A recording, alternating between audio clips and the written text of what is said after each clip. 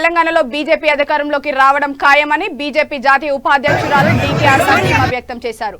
అదేవిధంగా నాగనసాగర్ ఎన్నికల్లో కమలం గెలుపు ఖాయమని ధీమా వ్యక్తం చేశారు. ఢిల్లీలో బీజేపీ అధ్యక్షుడు నడ్డా సమక్షంలో కాంగ్రెస్ నేత కూన శ్రీశైలం గౌడ్ బీజేపీలో కండువ కప్పుకున్నారు. అనంతరం హైదరాబాద్ కు చేరుకున్న అతనికి డీకేఆర్ను అపూర్వ రీతిలో స్వాగతం పలికారు. ఈ సందర్భంగా కూన శ్రీశైలం గౌడ్ మాట్లాడుతూ త్వరలోనే మరికొంతమంది ఇతర పార్టీల నేతలు బీజేపీలో చేరే అవకాశం ఉందన్నారు. మరోవైపు బండి సంజయ్ సారథ్యంలో తెలంగాణలో బీజేపీ అధికారంలోకి రావడం ఖాయమని కూన శ్రీశైలం గౌడ్ ఆశాభావం వ్యక్తం చేశారు.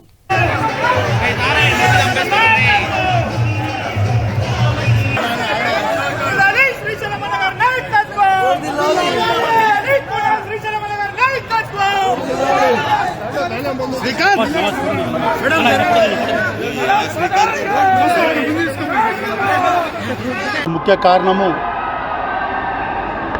కుత్బుల్లాపూర్ కాన్స్టిట్యున్సీ ప్రజలు 2009లో కాంగ్రెస్ పార్టీ టికెట్ ఇవ్వకపోతే స్వతంత్ర అభ్యర్థి గెలిపించిన ఘనత కుత్బుల్లాపూర్ కాన్స్టిట్యున్సీ ప్రజలది. అదేవిధంగా ఈ యొక్క రాష్ట్రం విడిపోయిన తర్వాత మరి టీఆర్ఎస్ ప్రజా వ్యతిరేక విధానాలకు కాంగ్రెస్ గ్రూప్ తగాదలే మరి యొక్క టీఆర్ఎస్ని ఎదుర్కోలేకపోతుంది. బీజేపీ పార్టీ అయితేనే టీఆర్ఎస్ని ఎదుర్కోగలుగుతామని చెప్పి మరి కుత్బుల్లాపూర్ కాన్స్టిట్యున్సీ మేడ్చల్ జిల్లాలో ఉన్న మరి మన యొక్క అభిమానులు కానీ నాయకులు కానీ మరి చెప్పడం జరిగింది. దాని కొరకే మరి కాంగ్రెస్ పార్టీ ఒకప్పుడు బడుగు బలహీన వర్గాల పార్టీ ఉంటుండే.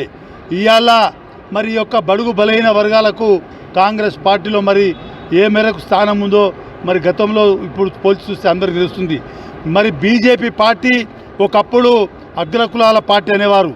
ఈరోజు నరేంద్ర మోడీ గారి నాయకత్వాన మన అదేవిధంగా తెలంగాణలో సంజయ్ గారి నాయకత్వాన మరి బడుగు బలైన వర్గాలకు ఎంతో ప్రయారిటీ ఇస్తూ మరి కాంగ్రెస్ పార్టీని వీడి బీజేపీ పార్టీలో మొన్న నడ్డా గారి సమక్షంలో జాతీయ అధ్యక్షుడు నడ్డా గారి సమక్షంలో ఈ రాష్ట్ర అధ్యక్షుడు సంజయ్ గారి సమక్షంలో మరి ఢిల్లీలో బీజేపీ పార్టీలో చేరిన సందర్భంగా మరి వారిని నడ్డా గారు మరి పెద్ద ఎత్తున మరి స్వాగతించినారు.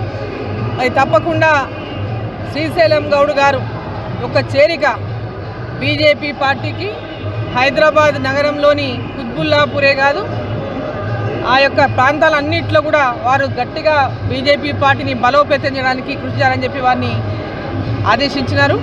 మరి ఈరోజు కాంగ్రెస్ పార్టీ నుంచి మరి శ్రీశైలం గౌడ్ గారు కూన శ్రీశైలం గౌడ్ గారు బీజేపీ పార్టీలో ఈరోజు నరేంద్ర మోడీ గారి నాయకత్వంలో దేశం ఈరోజు ఎంత పెద్ద ఎత్తున ప్రపంచ దేశాల యొక్క సరసన భారతదేశాన్ని నిలపనేటటువంటి లక్ష్యంతోన నరేంద్ర మోడీ గారు ఏదైతే ఒక పెద్ద ఎత్తున ఈరోజు భారతదేశ ప్రజలందరూ ఐక్యం చేసేటువంటి విధంగా ఈ భారతదేశం యొక్క కీర్తి ప్రతిష్టను పెంచే విధంగా పనిచేస్తున్నారో మరి వారి యొక్క నాయకత్వాన్ని నేతృత్వంలో తెలంగాణ రాష్ట్రంలో కూడా బీజేపీ పార్టీని అధికారంలోకి తేవాలి.